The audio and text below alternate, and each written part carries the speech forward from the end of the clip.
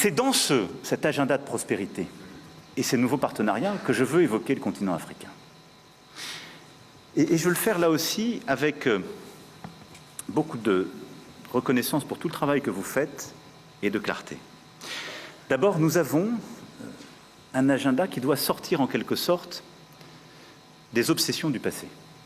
J'ai fait le maximum des efforts et je continuerai de le faire pour regarder les questions historiques, culturelles et mémorielles. Je crois que nous l'avons fait avec beaucoup de sincérité ces dernières années et du travail inédit qui a été fait sur l'Algérie avec la commission Stora, en passant par le discours qui a été donné en moment par le ministre à Tiaroy pour le Sénégal, à la politique de restitution des œuvres d'art, conformément à l'agenda de Ouagadougou que j'avais évoqué.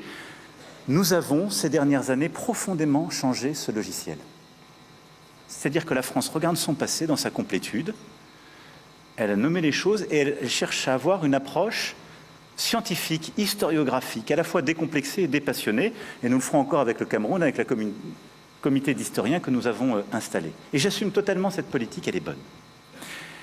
Et je le dis en tant que président de la République, né après la décolonisation, dans un continent qui a 75% à moins de 25 ans. Le dialogue avec l'Afrique ne peut pas être l'otage d'un panafricanisme de bonne aloi contemporain qui utilise en quelque sorte un discours post-colonial en ayant d'ailleurs des soutiens de revers qui sont les impérialistes d'aujourd'hui. Et donc cette espèce de combination de faux intellectuels manipulant les réseaux sociaux, utilisant le désarroi d'une jeunesse et les intérêts de la Russie ou d'autres en Afrique, soyons lucides, mais n'y cédons pas. Et donc dans ce contexte-là, non, la France n'est pas en recul en Afrique, elle est simplement lucide, elle se réorganise. Je dis ça parce que quand je lis une bonne partie de notre presse et beaucoup de commentaires, les gens, regardant avec les lunettes d'hier, disent c'est terrible, l'Afrique, on est en train de disparaître. Non, on a choisi de bouger en Afrique. On a choisi de bouger parce qu'il fallait bouger. On a regardé notre relation passée, mémorielle, culturelle, on la factualise, on l'assume, on se dit la vérité. Mais on ne cède rien à la désinformation et aux ingérences. 2, nous avions une relation sécuritaire. Elle était de deux natures en vérité. Il y a une partie, c'était notre engagement contre le terrorisme depuis 2013. On avait raison. Je crois qu'on a oublié de nous dire merci. C'est pas grave, ça viendra avec le temps. L'ingratitude, je suis bien placé pour le savoir, c'est une maladie non transmissible à l'homme. Mais je le dis pour tous les gouvernants africains qui n'ont pas eu le courage vis-à-vis de leurs opinions publiques de le porter, aucun d'entre eux ne serait aujourd'hui avec un pays souverain si l'armée française ne s'était pas déployée dans cette région. Et j'ai une pensée émue pour nos soldats qui, parfois, ont donné leur vie et pendant des années se sont battus. Nous avons bien fait. On est parti parce qu'il y a eu des coups d'État. Parce qu'on était là à la demande d'États souverains qui avaient demandé à la France de venir. À partir du moment où il y a eu des coups d'État, où les gens ont dit « notre priorité, c'est plus la lutte contre le terrorisme, c'est ceci ou cela, qu'importe », la France n'y avait plus sa place, parce que nous ne sommes pas les supplétifs de putschistes. Donc on est parti. Et ensuite, on a décidé, ça c'est le deuxième volet, de réorganiser notre présence militaire. Pourquoi? Parce qu'on avait en quelque sorte une rémanence. Et on nourrissait nous-mêmes un discours post-colonial. Parce que dans les pays d'Afrique francophone, il y avait cette histoire, et donc on avait laissé une présence installée dans nos bases. Est-ce qu'elle avait encore une justification? Plus tellement. Est-ce que c'était ça le rayonnement de la France? Non. Je salue tous ceux qui ont servi, ça ne l'était plus là. Et ça n'était plus compris, c'était utilisé. C'est-à-dire que tous les réseaux d'activistes que j'évoquais venaient dire « Regardez les Français, ils ont un camp avec 2000 soldats là. Donc ils vont préparer un coup d'État. » Et toutes les désinformations possibles étaient utilisées contre nous. Donc nous avons patiemment, et je remercie Jean-Marie Bockel, je le remercie à double titre, personnel et pour cette mission, parce qu'il fait partie de ceux qui ont vécu dans sa chair et la chair de sa famille, ce que j'évoquais tout à l'heure. Mais il a mené patiemment, en lien avec les ministres et le SEMA, cette mission. Et donc nous avons proposé aux chefs d'État africains de réorganiser notre présence. Comme on est très poli, on leur a laissé la primauté de l'annonce. Mais vous ne vous trompez pas, c'est nous qui l'avons... Et parfois, il a fallu les pousser. Mais pas parce qu'on est poli et correct et qu'on se réorganise nous-mêmes qu'il faudrait que ce soit retourné contre nous en disant « ils sont chassés d'Afrique ». Je peux vous dire que dans bien de ces pays, on ne voulait pas enlever l'armée française ou même la réorganiser. Mais on l'a assumé ensemble. C'est ça le partenariat. Et donc oui, nous sommes en train d'ouvrir un partenariat de sécurité et de défense nouveau, où on aura des bases stratégiques. Djibouti en fait partie, c'est pourquoi elle est d'une toute autre nature. Je l'ai évoqué devant nos militaires, elle sera pérenne, stable, parce qu'elle est régionale. Et on va demander à nos partenaires de savoir exprimer leurs besoins en termes de défense. Mais on va faire plus de formation, plus d'équipements, plus de renseignements, plus de contrats aussi dans la durée de défense. On va qualifier la menace avec eux.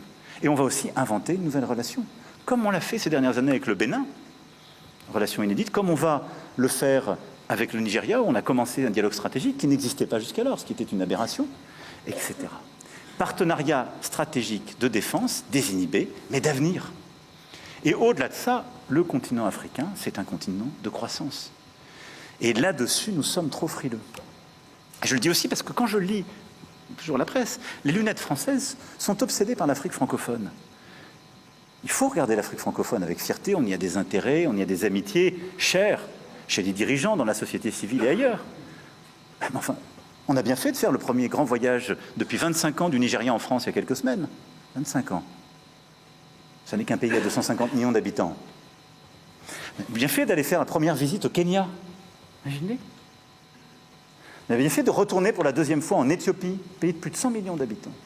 D'avoir consolidé une stratégie énergétique et d'investissement avec l'Afrique du Sud. Nos lunettes sur l'Afrique ne sont plus les bonnes quand on parle de l'Afrique. C'est un continent où il y a des grands émergents, il y a des potentiels de croissance formidables. Et nous sommes en train parfois de désinvestir.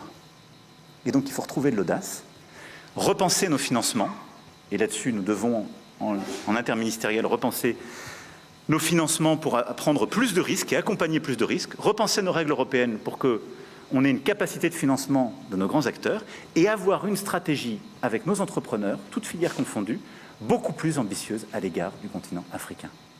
Et de la regarder comme un continent d'opportunités sur la question commerciale et économique, sur la question alimentaire et agricole, sur la question de l'innovation dans tous les domaines, sur la question artistique et culturelle, sur la question sportive, qui sont là aussi des domaines où nous avons des expertises, où on les a montrées au monde entier, en particulier avec les Jeux olympiques et paralympiques, et où il y a toute une stratégie export qu'on doit déployer, parce que tous les acteurs français qui ont travaillé pour nos Jeux, on veut qu'ils aillent travailler pour la Coupe d'Afrique des Nations et d'autres grandes compétitions, et que ce soit ce faisant une politique qui vienne en soutien avec ce qu'on fait en matière éducative et autres.